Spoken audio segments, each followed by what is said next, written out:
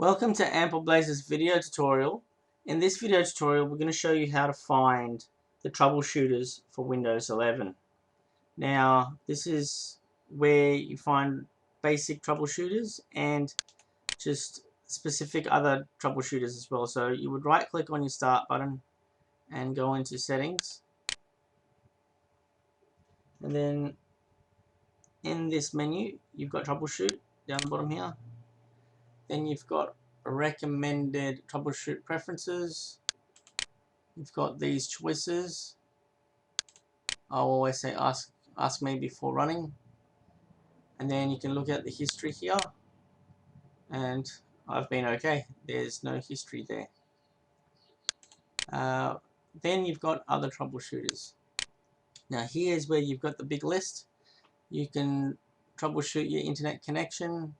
You can troubleshoot playing audio, printer, Windows Update, Bluetooth, camera, incoming connections. Maybe make sure that you've got a firewall there, making sure that unwanted incoming connections are blocked. But I think there's some security there. Find and fix problems with your incoming computer connections and Windows Firewall. You've got keyboard troubleshooting, network adapter troubleshooting, power, program compatibility troubleshooter is sitting here, recording audio, search and indexing, shared folders, video playback, Windows Store, and privacy resources is also here.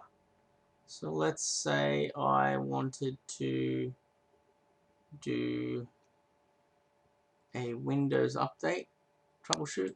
Would run that, and the generic troubleshooting window comes up that does the auto checks. I wasn't going to think that this is going to take this long, but hey, you know. Okay. Detected some problems. Did we fix the problem? No, we didn't. But we're just going to close that. We're just going to say no. And I'm going to close that. But basically, yeah, run these tests and you may find something like I did. Any questions, by all means, send us an email at info@ampleblaze.com and we'll help you out. Thanks for watching.